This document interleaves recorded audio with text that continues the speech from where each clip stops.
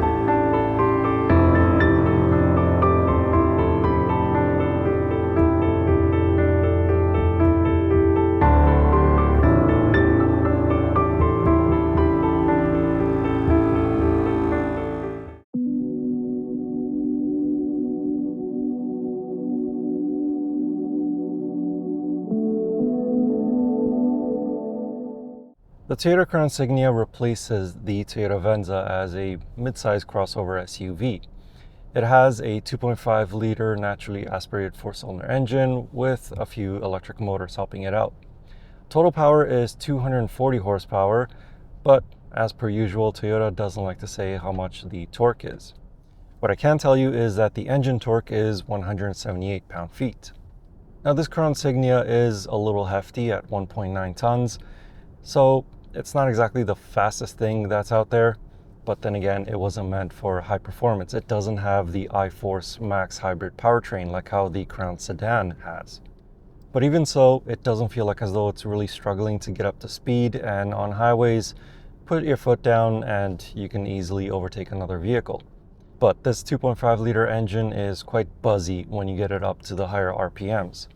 It sounds dreadful, and because this car doesn't have a traditional transmission, it uses an e-CVT, the RPMs just stay there until you let off on the throttle pedal.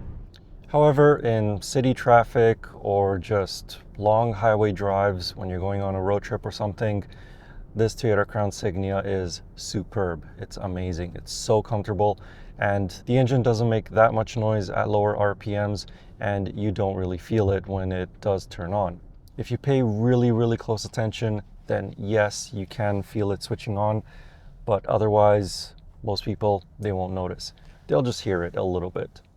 Like many hybrid systems, you can drive just on electricity for brief periods. In the Crown Signia, most of the time that'll be around city speeds or when you're in parking lots. From time to time, maybe while you're driving on highways, but on highways for the most part, you're just using the gas engine. Both this and the CX-50 Hybrid do have EV only modes, and you can engage them by pressing the little EV button on the center console. However, while you can accelerate a little bit more quickly using just electricity, if you accelerate too quickly, then this mode will get disengaged, and if you go over, say, 40 kilometers an hour, which is about 25 miles an hour, I think, then this mode also gets disengaged. As for the fuel economy, this Crown Signia and the Mazda CX-50 Hybrid have almost identical numbers. They can both average about 6 liters per 100 kilometers in a city and about 6.3, 6.4 on a highway. In the Mazda, I was able to average 6.1 liters per 100 kilometers, whereas in this Toyota Crown Signia, I haven't really been able to get the rated numbers. However, I did get it down to as low as 6.6 liters per 100 kilometers. Still, not too bad. And of course, both engines only require regular fuel. You don't need to pay extra for premium fuel. Now driving the Mazda CX-50, and apologies for how it looks. That's just life. Cars get dirty, especially in the winter. Anyway, this was the half Toyota that I was referring to at the start of the video, and that's because this car actually uses a Toyota Rav4 powertrain.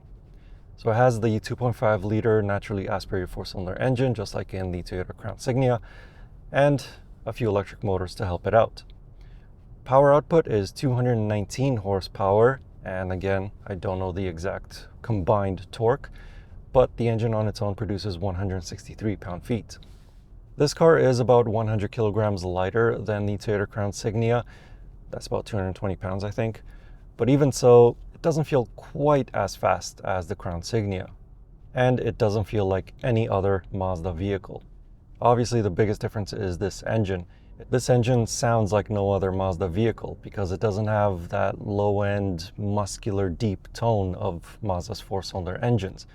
And it also doesn't have quite the same torque band as Mazda's engines. You really need to rev this engine out to really get power and torque out of it. And of course, just like the Crown Signia, this car doesn't have a traditional automatic. It uses an e-CVT, so the engine's RPMs just stay wherever they need to be at, depending on how much you push on the throttle pedal. But as I said in the Toyota Crown Signia, this is an efficient powertrain. And when you arrive at a few corners, that's when you start to notice more differences between this car and the Crown Signia. The CX-50 has slightly stiffer suspension than that of the Crown Signia. This in turn resists more body roll through corners and makes the car feel a bit more planted. Steering is sharp and has a nice heft to it with a fairly communicative feel, that is for an SUV. But because the CX-50 uses a Toyota powertrain, it does not have the same all-wheel drive system as other Mazda vehicles do. It's an e-all-wheel drive system which does not have a physical drive shaft from the engine to the back wheels. Instead, an electric motor provides power to the back wheels. In everyday driving, it doesn't make much difference, but I would imagine that there would be a difference in slippery conditions, such as snow or ice. The Toyota Crown Signia doesn't feel as sprightly to drive through twisties as the CX-50 Hybrid. The steering is lighter, even in sport mode, and there's a bit more body roll through corners. However, just like many other Toyota crossover SUVs, it's an easy vehicle to drive, which I think matters more to potential Toyota customers.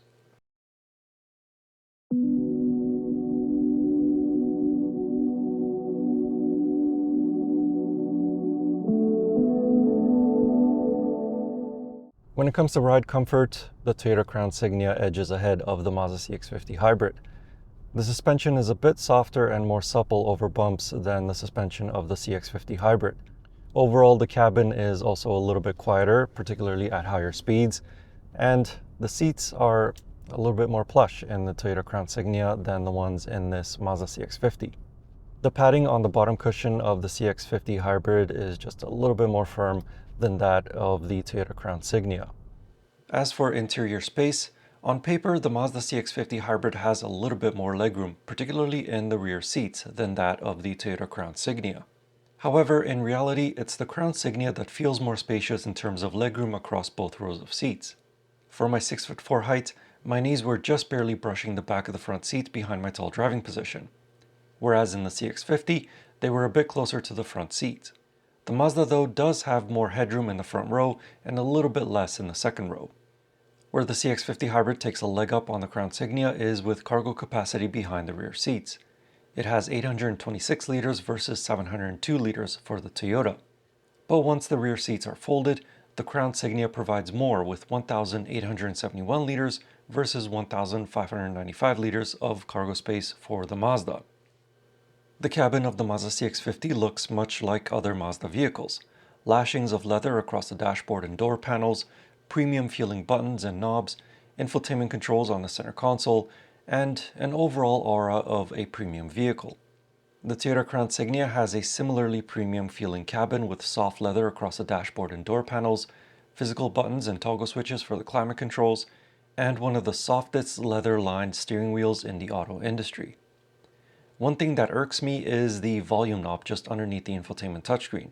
It has a power button symbol on it, but it rotates with the volume adjustment, so it's never upright, always pointing in a different direction.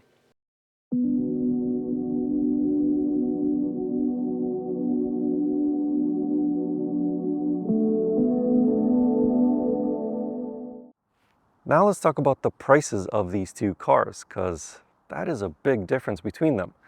The Mazda CX-50 Hybrid starts at just under $43,000 Canadian, and this GT trim can go up to about $48,500 Canadian. The Toyota Crown Signia, on the other hand, is quite a bit more expensive. Here in Canada, it's only available as a limited trim, which is what this one is, but in the United States, it's available as a less expensive XLE trim. Nevertheless, here in Canada, this limited trim starts at about $10,000 more than the top spec of the CX-50 Hybrid. Add on to that the advanced technology package for about $2,000 Canadian, and you're looking at a $60,000 vehicle. Despite the massive difference in pricing, both crossover SUVs come equipped with most of the same convenience features. They're both equipped with leather upholstery along with heated and ventilated front seats, heated rear seats, heated steering wheels, panoramic sunroofs, power liftgates, head-up displays, dual-zone automatic climate controls, wireless phone charging pads, and surround view cameras. The Crown Signia, though, does receive a full digital driver display, whereas in the CX-50, it's only partially digital. The Toyota also receives a larger 12.3-inch touchscreen compared to 10.25-inch display of the Mazda. Both allow for wireless CarPlay and wireless Android Auto, and although the native system in the Mazda is controlled by the rotary knob on the center console, the display does turn into a touchscreen when launching those apps for easier control. I'll be honest, when I had the idea to compare these two cars, I thought it would be a closer comparison. But after driving them for the past week, they feel poles apart. The Toyota Crown Signia is more spacious and comfortable, and it's basically one badge away from being a Lexus. The Mazda CX-50 Hybrid, on the other hand, is more engaging to drive, but it's just missing that little bit of refinement to take it to the next level. Obviously, the biggest difference between these two are their prices. $10,000 is a huge amount of money. So really it comes down to what you need more. Something that is almost a Lexus but without the extra Lexus price, or something that is more fun to drive but with the efficiency of a Toyota. So which one would you pick? Comment down below. In the meantime, if you would like to know more about either of these two cars, I have a more detailed written review of them over on my website. You can find that link in the video description or click on the pop-up banner right up there. And as always, I will see you in the next car or truck or most likely another SUV. Anyway, thank you for watching. I hope you enjoyed the video and see you in the next one.